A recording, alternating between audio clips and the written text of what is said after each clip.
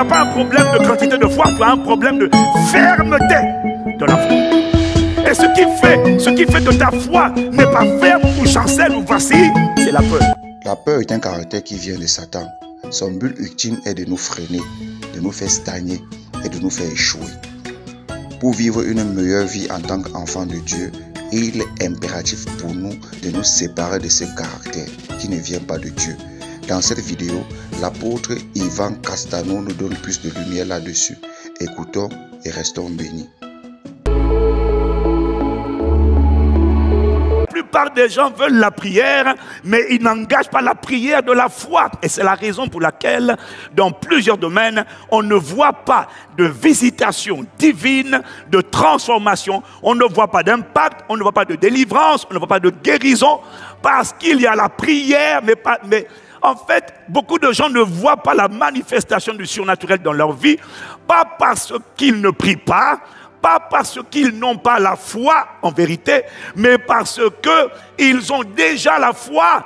Parce que quand tu as reçu Jésus, tu as déjà la foi, tout comme tu as déjà l'amour, tout comme tu as déjà la paix dans ton esprit, tu as déjà la foi dans ton esprit.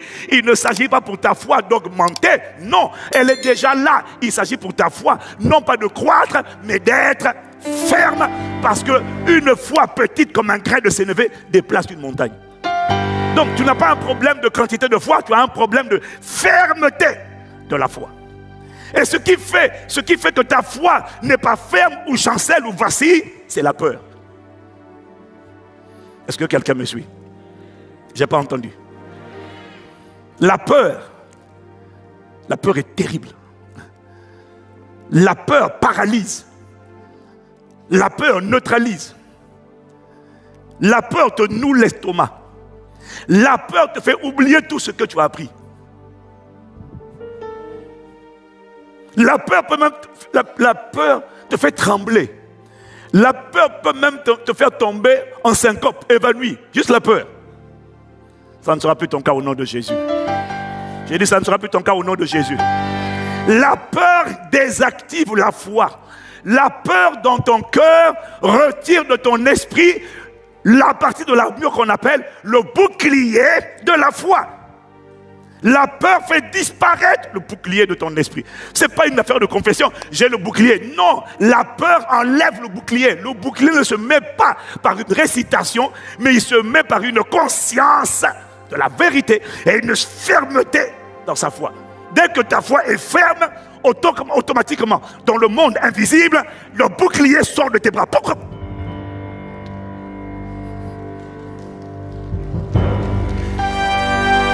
Quelqu'un dit amen.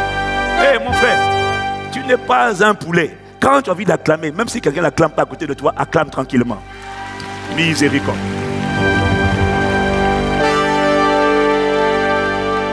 La peur te rend vulnérable parce que la peur enlève de toi ton bouclier, ta protection. Mais ça n'arrivera plus. Dis encore amen. Le Seigneur m'a expliqué ceci. Il m'a dit, le diable, pour réussir à égorger, dérober ou détruire, le diable ne peut rien faire sans la peur. La peur, c'est la bonne à tout faire de Satan. La peur, c'est son soldat passe-partout. La peur, c'est le guerrier que les ténèbres utilisent partout. Quand il veut se mouvoir quelque part, le premier esprit, je vous ai dit, l'éclaireur, la première ligne qu'il va toujours envoyer, c'est la peur. Il ne peut pas égorger, dérober, détruire quelqu'un sans la peur. Est-ce que quelqu'un me suit? Est-ce que quelqu'un me suit? Le diable utilise la peur. Il utilise la peur de rester malade. Il y a beaucoup de gens qui sont malades, qui restent malades, pas parce qu'ils ne prient pas, mais parce que dans leur cœur, il y a encore la peur de rester malade, la peur de ne pas guérir, ou la peur de mourir de cette maladie. Et c'est à cause de cette peur que cette maladie ne va pas. Tu pries, mais ce n'est pas suffisant. C'est la prière de la foi qui sauve. Le diable ne peut rien faire sans la peur. L'esprit d'infirmité, l'esprit de mort ne peut rien faire sans la peur. Parce que quand quelqu'un n'a plus peur, le contraire de la peur, c'est l'audace. Quand quelqu'un n'a plus peur, il est capable d'affronter. L'esprit de mort arrive à frapper les gens. Pourquoi? Parce que la première chose, sa première manifestation, les premiers sons, les premières voix que quelqu'un entend, quand l'esprit de mort vient l'attaquer, c'est toujours d'abord, reconnais-le, c'est d'abord un sentiment de panique qui te remplit. Vrai ou faux? C'est d'abord un sentiment de peur. Tant qu'il n'y a pas cette alerte, la peur, c'est la sirène du royaume des ténèbres. Dès qu'il arrive, il se signale toujours. Oui, c'est toujours la peur. Il n'y a rien encore, hein? Tu n'es même pas encore mort. Mais tu te vois déjà mort. Pourquoi? Une voix te dit, c'est fini pour toi. La peur est subtile. C'est le soldat que le diable envoie partout en première ligne. Et tu vas voir que derrière beaucoup de fautes, beaucoup de péchés que les hommes commettent, souvent, en arrière-fond, en motivation, il y a la peur. Adam a dit avec Ève, j'ai entendu ta voix dans le jardin, j'ai eu peur, je me suis caché. Est-ce que quelqu'un me suit? Même l'esprit d'impudicité.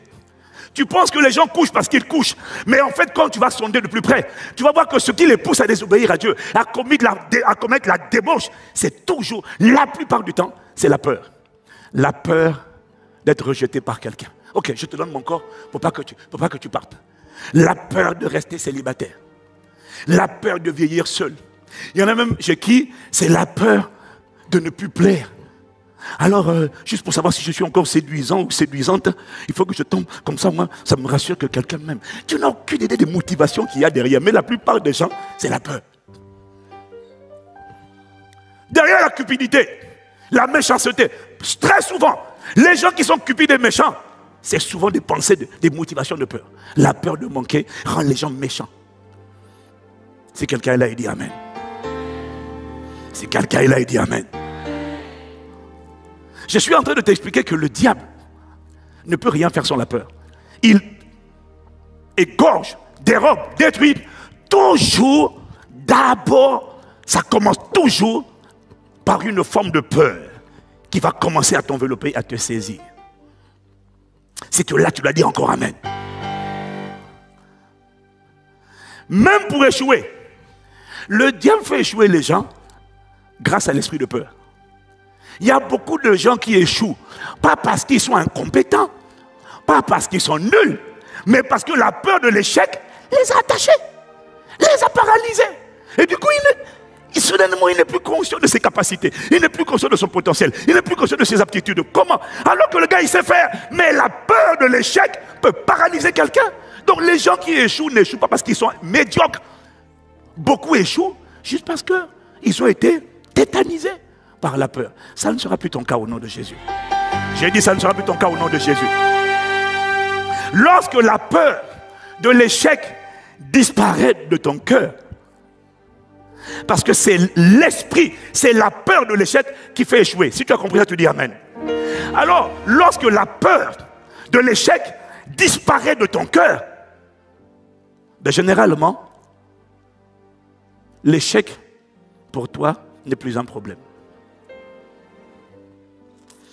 Est-ce que quelqu'un me suit? Lorsque la peur de l'échec disparaît de ton cœur, l'échec lui-même perd son pouvoir de nuisance. Pourquoi? Parce qu'il m'a dit, lorsque la peur de l'échec disparaît de ton cœur, tout ce que les gens appellent échec, pour toi n'est plus échec. C'est de l'apprentissage.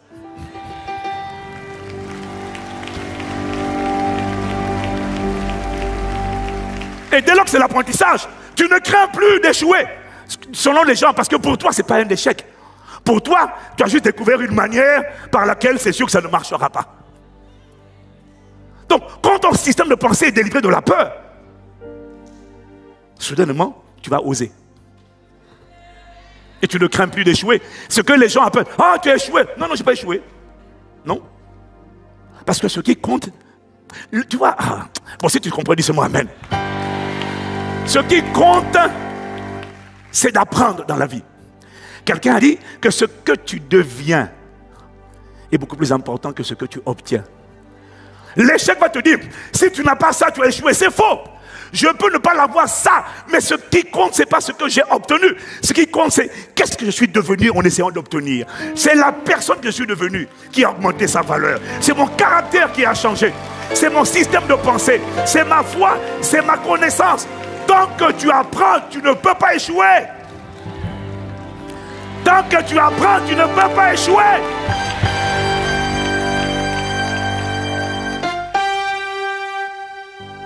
Si tu es là, tu dis Amen. La peur est terrible. La peur n'est pas uniquement une émotion.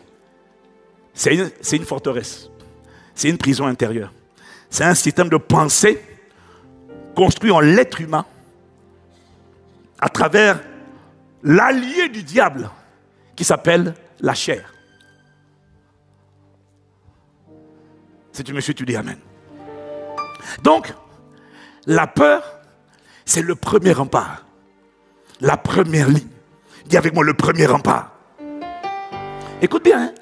C'est le premier rempart que Satan dresse quand il veut bloquer quelqu'un. C'est la première muraille qu'il lève. Et je t'ai expliqué que derrière ce rempart, derrière cette forteresse, tous les autres s'abritent. Tous les autres se cachent pour faire un carnage. Mais ils ont besoin du rempart. Parce que le rempart les cache. L'esprit de peur ne peut... L'esprit d'échec ne peut rien sans la peur. L'esprit de mort ne peut rien sans la peur. Il ne peut pas intimider quelqu'un. En fait, l'esprit de mort a besoin de se cacher derrière la peur. Tous les démons ont besoin de la peur pour les cacher. Si tu me suis, parce que c'est l'éclaireur, c'est le rempart. Si tu es là, tu dis Amen. Dans Actes chapitre 4, à partir du verset 17. Acte 4, verset 17. Je dis verset 17 et 18, ensuite on lit le verset 21. Il est écrit, mais ça, ce sont le Sanhédrin et les pharisiens qui se sont assemblés. Et puis, voilà, une fois que les disciples ont annoncé l'évangile, un malade a été guéri. Maintenant, regarde ce qu'ils disent au verset 17. Mais afin que la chose ne se répande pas davantage parmi le peuple, défendons-leur avec menace de parler désormais à qui que ce soit en ce nom-là. Quel nom? Le nom de Jésus. Donc, tu as le conseil des Sanhédrins, des anciens, qui convoquent les disciples et ils disent, non, ça c'est avant de les convoquer, ils disent, afin que le nom de Jésus ne se propage pas dans Jérusalem, afin que la bonne nouvelle de l'évangile ne se propage pas, défendons-le avec menace. Dis avec moi, avec menace. Dis avec moi, avec menace. Verset 18, et les ayant appelés, ils leur défendirent absolument de parler et d'enseigner au nom de Jésus. Verset 21, regarde encore, verset 21. Ils leur firent de nouvelles menaces et les relâchèrent. Avant de les relâcher, on leur a donné fait encore de nouvelles menaces. On a fait des menaces tout à l'heure, on rajoute encore des menaces. Ne sachant comment les punir à cause du peuple, parce que tous glorifiaient Dieu de ce qui était arrivé. Est-ce que quelqu'un me suit? Alors, quand ils disent, défendons-leur avec menace de parler au nom de Jésus. Ensuite, il les convoque. Il leur fait de nouvelles menaces. Ça veut dire quoi? Quand ils disent défendons-leur de parler, on fait de nouvelles menaces. Ça veut dire, hé les gars, envoyons-leur l'esprit de peur. Envoyons-leur l'esprit d'intimidation. Envoyons-leur la peur. C'est ça que ça veut dire. Ah, on envoie la peur. Et quand les gars essaient de résister, ils disent mieux vaut obéir à Dieu plutôt qu'aux hommes. Ils leur firent encore de nouvelles menaces. C'est sous-entendu. Esprit de peur. Allez-y. Essayez de les éteindre. Allez-y. Parce que nous, quand on parle, ils ne comprennent pas. Nous, on dirait qu'ils n'arrivent pas à écouter. Menace, ça veut dire esprit de peur. Allez, prenez le contrôle. Allez, déployez-vous. Ils ont échoué lamentablement au nom de Jésus-Christ. Oh, quelqu'un me dit Amen. Pourquoi? Des nouvelles menaces, pourquoi? Pour pas qu'ils annoncent le nom de Jésus. Pour pas qu'ils annoncent le règne de Dieu. Pour pas qu'ils proclament le nom de Jésus. De nouvelles menaces, pourquoi? Parce que eux, ils savent qu'il n'y a qu'un seul nom qui peut détruire les jougs, ôter les fardeaux. Acte 4, verset 12. Car il n'y a de salut en aucun autre. Il n'y a aucun autre nom qui ait été donné aux êtres humains par lequel ils peuvent être sauvés, si ce n'est le nom de Jésus-Christ. Pourquoi de nouvelles menaces? Pourquoi ils ne veulent pas? Pourquoi ils interdisent qu'on parle du nom de Jésus? Parce que c'est le seul nom qui détruit les jougs. C'est le seul nom. Les gens, les pharisiens, les sadducéens, le Sanhédrin, tous ces gens-là, ils sont chargés. En fait, c'est pas eux. Le combat n'est pas contre la chair et le sang. Il y a des gens qui ne veulent pas entendre parler de Jésus. Mais en fait, c'est pas eux le problème. Le problème, ce sont les geôliers, ce sont les hommes forts qui les tiennent en captivité. Ce sont les esprits de haine, les esprits de méchanceté, les esprits de cruauté, les esprits de cupidité, les esprits d'impudicité, les esprits de sorcellerie. Ces esprits-là tiennent les gens. Donc le problème, c'est pas les gens. Le problème, c'est que ces esprits-là tiennent les gens. Et ils savent que si ce nom-là se propage, si cette bonne nouvelle est annoncée, si le nom de Jésus devient banalisé, si on entend parler de Jésus partout, Jésus, ça veut dire le Seigneur sauve. Si ce nom-là se propage dans la ville, alors, à un moment donné, on va perdre notre puissance, notre pouvoir de contrôler ces gens. Alors, les hommes forts, les geôliers, les esprits qui tiennent les gens en captivité, soudainement, changent la couleur des yeux des gens, bousculent les émotions des gens, afin qu'ils soient en colère contre le nom de Jésus. Parce que c'est le seul nom qui menace le règne dans la vie des gens. Aucun autre nom ne les menace. Aucun autre nom ne menace le cancer. Aucun autre nom ne menace la dépression. Aucun autre nom ne menace l'esprit de rejet. Aucun autre nom ne menace l'esprit de débauche, l'esprit d'impudicité, de perversion sexuelle. Aucun autre nom ils ne craignent à l'exception du nom de Jésus le Christ. Le diable ne craint aucun autre nom. Aucun. Aucun autre nom ne fait trembler l'enfer. Et tu le sais. Aucun autre nom n'a pu contraindre l'esprit qui est égorgé la nuit, qui est en train de t'asphyxier le jour où tu dormais, et puis on voulait t'emporter. Aucun autre nom. Tu as dit papa, rien. Il continue de serrer. Beaucoup de gens, si tu ne sais pas de quoi je parle, prie la nuit. C'est pour ça qu'il y en a qui préfèrent prier que le jour. Parce que le jour, les démons rentrent dans leur tanière. La nuit, ils sont en activité. Donc si tu veux comprendre de quoi je parle, prie la nuit. C'est comme ça que tu deviens un soldat. C'est comme ça que tu deviens un soldat. Prie la nuit. Tu attends que le soleil se soit levé depuis bien longtemps. Prie la nuit. Rendors-toi après savoir prier. Mais prie la nuit. Et quand tu vas prier la nuit, tu sentiras tellement que tu as dérangé. Bon, ça c'est à tes débuts. Hein. Parce qu'il y a un niveau, ça s'arrête. Hein. Oh non, non, ça c'est au début. Toi, non, ça c'est quand tu as encore ABC, la maternelle de la croissance spirituelle, la maternelle de la prière. Tu pries et puis quand tu te rends, tu sens des gens qui viennent te combattre, ils viennent t'étouffer parce que tu les as dérangés. Ils vont te dire, c'est à cause de toi que je n'ai pas. J'étais en train de tuer quelqu'un. J'étais en train d'égorger une personne et toi tu t'es mis à prier en langue. Donc du coup, il abandonne sa proie et puis il vient chez toi. Mais il vient chez toi parce que ta maison est accessible. Parce que ton cœur, il y a des portes ouvertes. Parce qu'il y a des gens dès qu'il arrive, avant de dormir, ils ont parlé. Seigneur, merci. Tu as dit dans ta parole, quand tu seras couché, tu seras sans crainte. Et lorsque tu seras couché, ton sommeil sera doux. Qu'il me soit fait selon cette parole au nom de Jésus, je m'endors. Et si jamais quelqu'un ne comprend pas cette parole et qui veut quand même me visiter la nuit par des songes bizarres, je commande d'abord, je dresse un périmètre de sécurité autour de ma maison. Bon, si je veux protéger les voisins, ils ont été gentils. Je dis 500 mètres, 1 kilomètre autour de ma maison. Tout le secteur est barricadé. Je déploie, je libère le ministère des anges affectés à ma protection. Non, enfin, tu ne comprends pas. Tu ne comprends pas. J'ai été dans un pays, mais je peux le dire, j'ai été dans un pays avec Eric, mon frère, où à côté du palais, parce que j'ai fait le tour du pays, j'ai visité le pays, tu comprends, je suis allé me balader. J'ai dit là c'est quoi? On m'a dit c'est le palais présidentiel. Là c'est quoi? Là-bas, voilà, là c'est tel monument, là c'est le stade. Et puis j'ai découvert qu'il y a un endroit, là où il y a la maison du président, il y a plein de voisins. Mais du coup, les voisins. Par contre, pour rentrer dans la concession, apparemment, il y a les militaires. Donc, du coup, tous les voisins bénéficient de la garde présidentielle qui est affectée à la sécurité du président. Donc, ça veut dire qu'en fait, je t'explique, à cause de moi, mes voisins sont protégés. Donc, si je dis aux anges, un périmètre de 500 mètres autour de ma maison, vous quadrillez. Je relâche le feu impénétrable et dévorant. Celui qui franchit ce périmètre, automatiquement, il va brûler. Mais réfléchis un peu, Élie n'était pas né de nouveau. Élie n'était pas né de nouveau. Un soldat vient lui dire, homme de Dieu, Élie, homme de Dieu, descends ici, le roi t'ordonne de descendre, je suis venu t'arrêter. Élie dit, si je suis véritablement un homme de Dieu, que le feu descende sur toi. 50 personnes en même temps, fire, brûlé. L'homme des choses à venir, ça c'est Élie. Il n'a pas le Saint-Esprit. Oh. Il n'a pas le Saint-Esprit, mais il est sûr que s'il dit que le feu descend, le feu va descendre. Il ne transporte même pas le feu en lui. Moi, Dieu habite en moi. Le feu dévorant habite en moi. Quand j'ouvre la bouche, c'est le feu qui sort. J'ai juste à parler et ma parole est exécutée. Oh. Que Dieu augmente ta foi.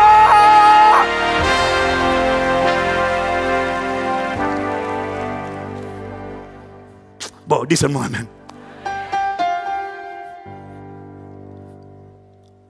Donc, il est menacé dès qu'ils ont voulu annoncer l'évangile. Ils ont dit, esprit de peur, allez, attaquez-les, terrorisez-les.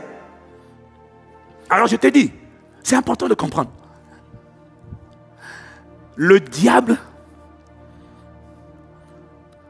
envoie la peur en premier, mais je te dis que le Saint-Esprit, en premier, il envoie Judas, la louange, l'adoration, l'action de grâce. Donc ça veut dire que la peur paralyse les gens et ouvre la porte à des démons, mais la louange, l'adoration, la célébration, l'action de grâce ouvre la porte à Dieu et déploie le ministère des anges. Je te dis ça pour que tu comprennes qu'il n'y a pas d'autre remède. Il y en a, tu as abattu et tu attends que Dieu vienne. Dieu ne vient pas. Il ne vient pas dans l'abattement comme ça. Il faut ouvrir la voie pour que les anges puissent rentrer. Et pour que les anges puissent rentrer, même quand ça ne va pas,